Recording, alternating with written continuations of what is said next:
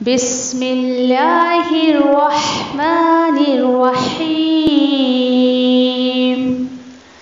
القرآن حیاتی. The Quran is my life, the way to connect with Allah subhanahu wa ta'ala. السلام علیکم ورحمۃ اللہ وبرکاتہ. انشاءاللہ آج ہم سورۃ التوبہ میں آیت نمبر 36 اینڈ 37 دیکھیں گے، اور انشاءاللہ جانیے ان آیتوں میں کہ اللہ سبحانہ تعالیٰ نے بتایا ہے کہ کس طریقے سے جو ہے وہ حرمت والے مہینوں کی ہمیں تعظیم کرنی چاہیے. اور اسی کے ساتھ ساتھ انشاءاللہ ہم دیکھیں گے کہ کچھ مشرک یعنی کچھ مسلمان جو ہے مشرک صفت مسلمان وہ کیسے جو ہے یعنی کہ دنوں کے یا مہینوں کے ہیر پھیر سے اپنی طرف سے جو دین میں بدعتیں ایجاد کر لیتے ہیں یا آپ کہیں کہ نئی نئی چیزیں نکالتے ہیں. ایسے لوگوں کے لیے اللہ سبحانہ تعالیٰ نے کتنی بڑی وعید بتائی ہے. ایسے لوگوں کو اللہ نے کافر کہا ہے. انشاءاللہ دیکھتے ہیں اللہ سبحانہ تعالیٰ کی زبانی. اعوذ باللہ من الشیطان الرجیم. بسم اللہ الرحمن الرحیم. ان عدة الشهور عند الله 12 شهرا في كتاب الله يوم خلق السماوات والأرض منها 4 حرم ذلك الدين القيم فلا تظلموا فيهن أنفسكم وقاتلوا المشركين كافة كما يقاتلونكم كافة وَاعْلَمُوا أَنَّ اللَّهَ مَعَ الْمُتَّقِينَ. بے شک گنتی سال میں مہینوں کی اللہ سبحانہ تعالیٰ کے نزدیک 12 مہینے ہی ہیں اللہ کے لکھے ہوئے مطابق. اور یہ کب سے ہے؟ جس دن سے اللہ نے آسمان اور زمین کو پیدا کیا ہے. ان میں سے 4 مہینے حرمت والے ہیں. اللہ سبحانہ تعالیٰ فرماتے یہ دین یہ جو ہے بالکل سیدھا اور مضبوط درست دین ہے. تو کیا کریں ان حرمت والے مہینوں میں؟ تو نہیں تم ظلم کرو ان 4 مہینوں میں اپنے آپ پر، اور جنگ کرو مشرکوں سے ایک جٹ ہو کر جیسے انہوں نے جنگ کیا تم سے ایک جٹ ہو کر، یعنی تم سے جیسے مل کر لڑتے ہیں تم بھی لڑو ان سے، اور جان لو کہ اللہ متقیوں کے ساتھ ہے. آیت نمبر 37. انما النسیء زیادۃ فی الکفر یضل به الذین کفروا یحلونہ عاما ویحرمونہ عاما لیواطئوا عدة ما حرم اللہ فیحلوا ما حرم اللہ زُيِّنَ لَهُمْ سُوءُ أَعْمَالِهِمْ وَاللَّهُ لَا يَهْدِي الْقَوْمَ الْكَافِرِينَ. در حقیقت مہینوں میں الٹ پھیر کرنا زیادتی ہے کفر میں. گمراہ کیے جاتے ہیں اس میں وہ لوگ جو نافرمان ہیں. وہ حلال کرتے ہیں کسی مہینے کو 1 سال اور حرام کر لیتے ہیں اسی مہینے کو کسی سال. اس طرح وہ پوری کرنا چاہتے ہیں اس گنتی کو جو حرمت والے مہینے ہیں اللہ کے. تو وہ حلال کر لیتے ہیں اسے جسے حرام کیا اللہ نے، اور مزین کیے گئے ان کے لیے ان کے برے اعمال، اور اللہ نئی ہدایت دیتا ہے ایسے نافرمان لوگوں کو. انشاءاللہ آیت نمبر 36 سے دیکھتے ہیں. پچھلی آیتوں میں دیکھے کہ ہم نے دیکھا کہ کس طریقے سے جو ہے وہ یعنی کہ دیندار طبقہ جو ہوتا ہے یا اللہ سبحانہ تعالیٰ نے جن کو دین کی ذمہ داری دی ہے، عالم وغیرہ جو ہوتے ہیں اور علماء ہیں، پھر درویش وغیرہ، کس طریقے سے وہ لوگوں کے مال باطل طریقے سے کھاتے ہیں اور اس طریقے سے جو ہے وہ دین کا حق ادا نہیں کرتے ہیں. اللہ سبحانہ تعالیٰ نے انہیں جو اتنا خوبصورت ایک دین اسلام کا نور دیا ہے تو وہ اس کو بجھانے کی کوشش کرتے ہیں. ٹھیک ہے چلیں. اور کیا یہاں پر جو ہے اہل مکہ کی کچھ اور بدمعاشیاں تھیں، اور آپ کہیں کہ جو وہ دین کے نام پہ کیا کرتے تھے اس کا تذکرہ کیا جا رہا ہے. بھلے یہ بات اہل مکہ کی ہو، اس وقت کے مشرکان مکہ کی ہے، لیکن آج کے ٹائم پر بھی ایسے بہت سارے جو ہے وہ دین میں ہمیں نئے نئے عمل نظر آتے ہیں. تو دیکھتے ہیں، یہ کوئی نئی بات نہیں ہے جو آج کے ٹائم پر ہمیں نظر آتا ہے۔ دیکھیے تھوڑا سا میں بتا دوں اس کا بیک گراؤنڈ آپ کو کہ حرمت والے مہینے، جیسے کہ یہاں پر اللہ سبحانہ تعالیٰ بتا رہے ہیں کہ حرمت والے مہینے تو اللہ سبحانہ تعالیٰ نے شروع سے ہی جو ہے وہ فکس کر دیے تھے۔ اب ہوتا کیا تھا کہ یہ جو حج کا مہینہ ہوتا تھا وہ ہمیشہ ایسا گرمیوں میں بہت آتا تھا۔ اب یہ جو ہے نا اگلی 2 آیتوں میں ہم ان چیزوں کو دیکھنے والے۔ اب یہ کیا کرتے تھے مشرکان مکہ کہ تھوڑا سا حرمت والے مہینے میں ان کو یہ تھا کہ بھائی لڑائی جھگڑا نہیں کرنا ہے، جو مسافر جو حج کے لیے آ رہے ہیں انہیں پریشان نہیں کرنا ہے، راستے میں جو ہے وہ حاجیوں کو روکنا نہیں ہے، ڈکیتی نہیں کرنی ہے، ایسے ایسے بہت سارے ریسٹرکشن تھے، قتل و غارت نہیں کرنا ہے۔ اب ان کو کیا ہوتا تھا، ان کا جب وہ مارا ماری نہیں ہو رہی، جنگ نہیں ہو رہا ہے، تو ان کے ہتھیار خراب ہو جاتے تھے، کسی کام کے نہیں رہتے تھے 3-4 مہینہ جب ان کے ایسے یہی ہتھیار رکھے ہوئے رہتے تھے۔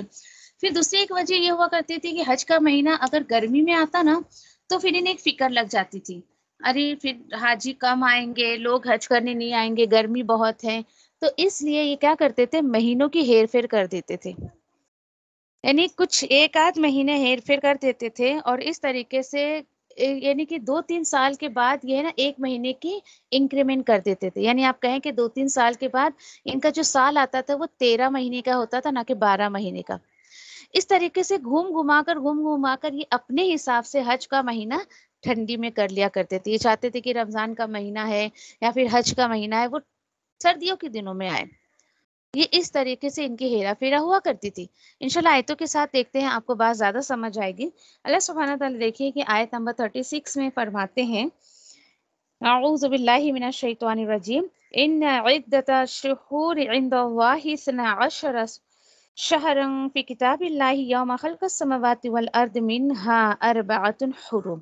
جی ہاں، بے شک گنتی کس کی، مہینوں کے، یعنی سال میں جو مہینے ہوتے ہیں اس کی گنتی اللہ کے نزدیک جو ہے وہ 12 مہینے ہی اللہ کی کتاب میں لکھا ہوا ہے۔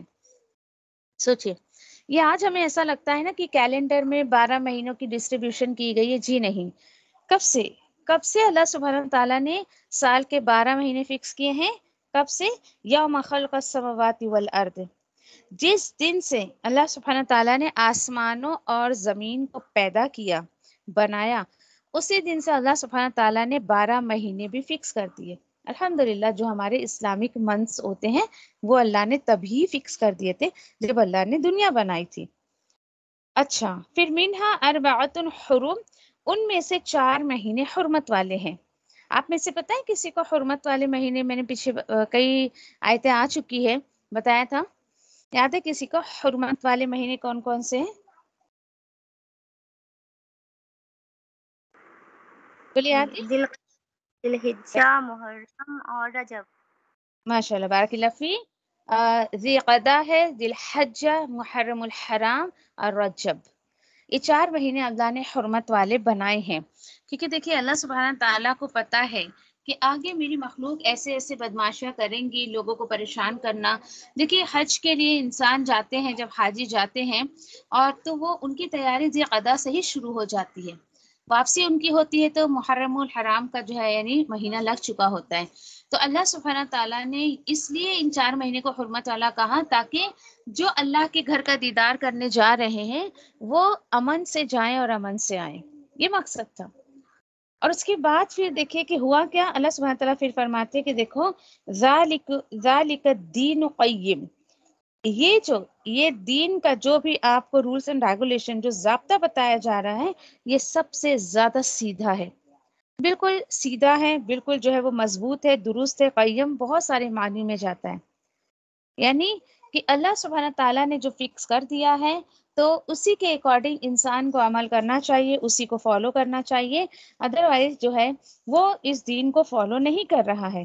ٹھیک ہے، اب ہوا کیا، اب یہ تو اللہ سبحانہ تعالیٰ کی طرف سے فکس ہے، لیکن اب ہم اگلی آیت میں دیکھتے ہیں کہ کس طریقے سے مشرکان مکہ ان مہینوں میں ہیرا پھیری کرتے تھے، اور وہ بات کیا ہے کہ دیکھو آیت نمبر 37 میں اللہ تعالیٰ فرماتے ہیں، انما النسیء زیادۃ فی الکفر، در حقیقت مہینوں میں جو ہے وہ الٹ پھیر کرنا، یہ کیا ہے، یہ زیادہ یعنی الٹ پھیر کرنا، دیٹ مینس کبھی کم کر دیا کبھی زیادہ کر دیا، یہ زیادتی ہے کفر میں، اسی کو بدعت کہا جاتا ہے.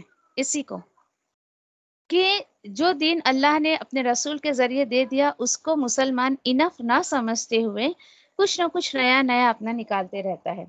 اللہ تعالیٰ کہہ رہے ہیں کہ نسیہ دیکھیے کہ نون سین اور حمزہ سے نکلا ہے، یہ اسی سے ورڈ جو ہے یعنی کہ نسواں نکلا ہے، اور اس میں اس کو جو ہے یعنی کہ کمی کے لیے آتا ہے، کمی بیشی جو ہو جاتی ہے اور اسی طریقے سے بہت سارے یہ روٹ لیٹر بہت سارے معنی میں استعمال کیا جاتا ہے. اب یہاں پر اور نسواں عورتوں کو بھی، کیونکہ عورتوں کے پیریڈس بھی کبھی زیادہ کبھی کم، اس معنی میں بھی اس کو جو ہے وہ نسواں کے معنی میں لیا گیا ہے. اب کچھ لوگ دیکھیے کہ کہتے ہیں کہ حرج کیا ہے، یعنی چلو بھائی ہم نے کوئی چیز دین میں زیادہ کر لی کچھ کم کر لیا تو حرج کیا ہے؟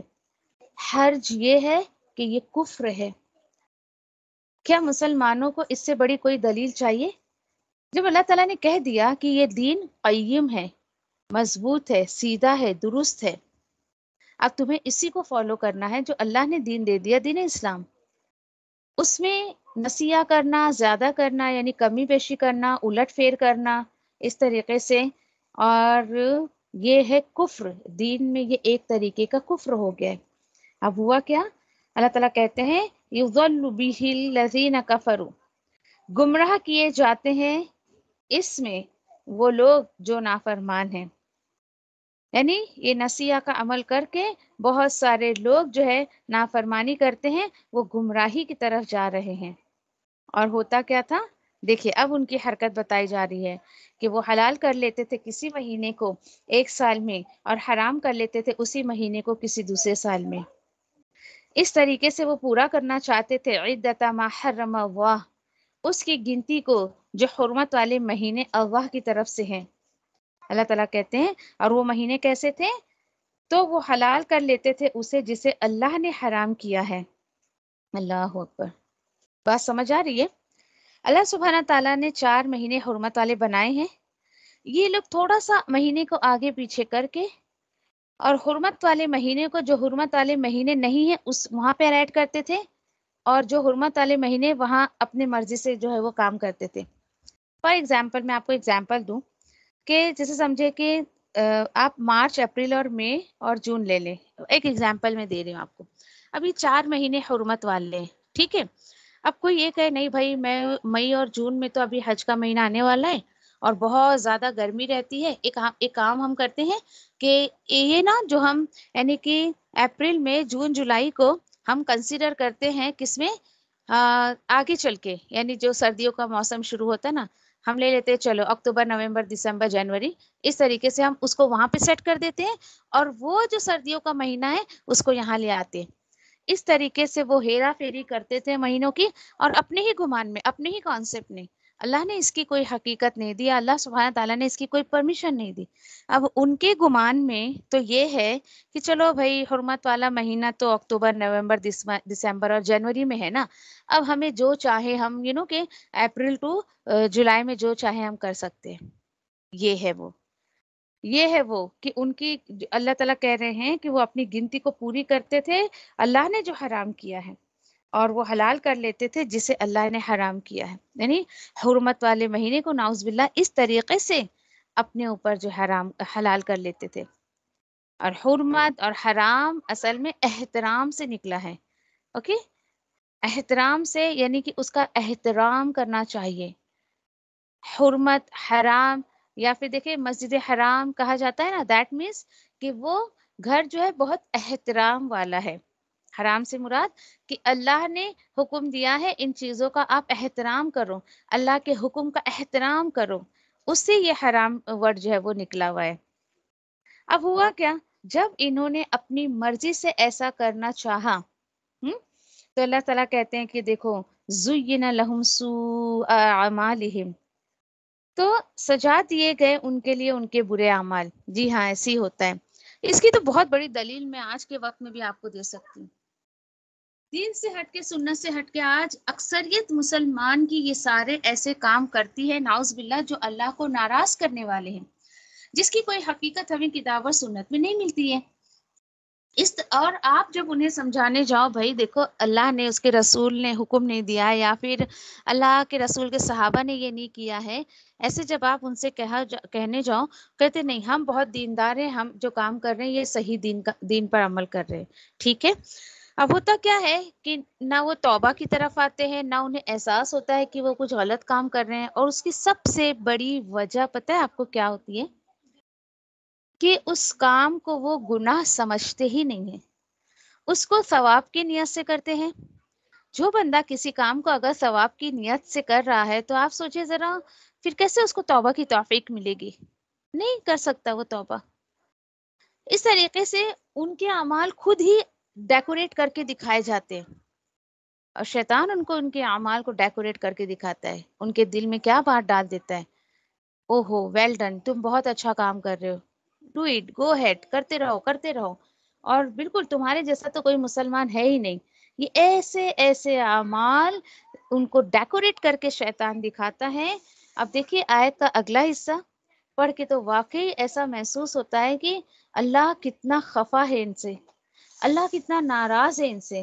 اللہ تعالیٰ کہتے ہیں کہ سنو، وَاللَّهُ لَا يَهْدِي الْقَوْمَ الْكَافِرِينَ، جاؤ، اللہ ایسے کافروں کو، ایسے کافر لوگوں کو کبھی بھی جو ہے وہ ہدایت نہیں دیتا ہے۔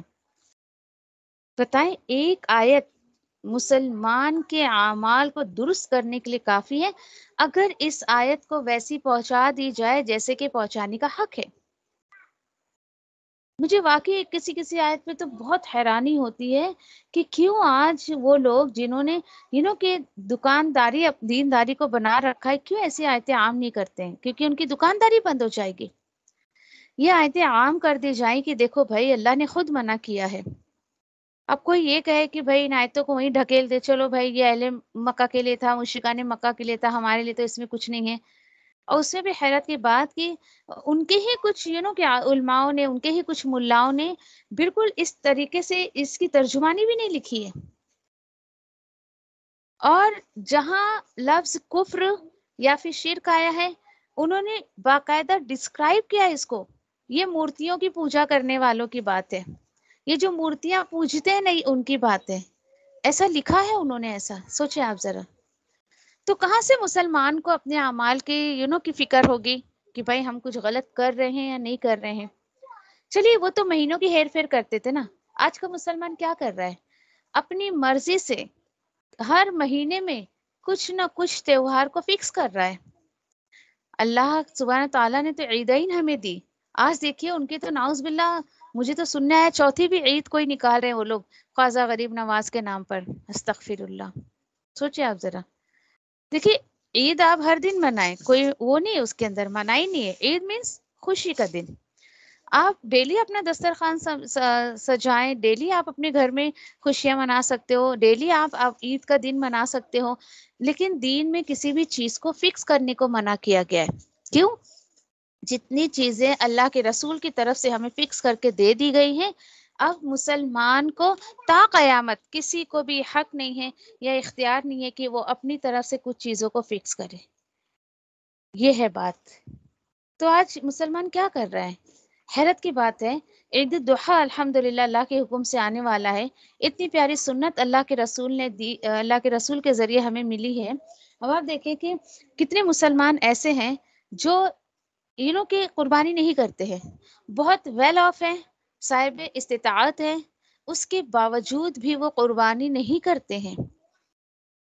آپ کو پتہ ہے اس عمل کو، اس سنت کو انہوں نے اب کہاں سیٹ کر دیا ہے؟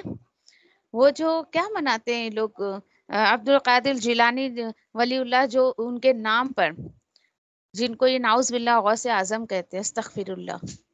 دیکھیے غوث کا مطلب ہوتا ہے مددگار، ہیلپر، اینڈ اعظم مینس سب سے بڑا، سپرلیٹو ڈگری پر سب سے بڑا، جیسے اکبر ہے ویسے اعظم ہے۔ تو دیکھیے کہ سب سے بڑا مددگار سوائے اللہ کے کوئی نہیں ہے، وہ تو اللہ کے بندے اپنے دین کا، اپنے حصے کا کام کر کے چلے گئے۔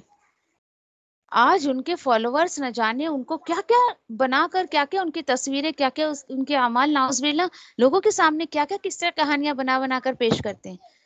جس کو میں سمجھتی ہوں کہ ایک دیندار انسان سن کر تو بولے گا بیوقوف ہے بولنے والے، ایسی ایسی کہانیاں، ایسے ایسے من گھڑک باتیں، کیا یہ پاسبل ہے کہ ایک انسان ایک وضو سے 40 سال تک رہ سکتا ہے؟ Is it is possible? حیرت کی بات ہے.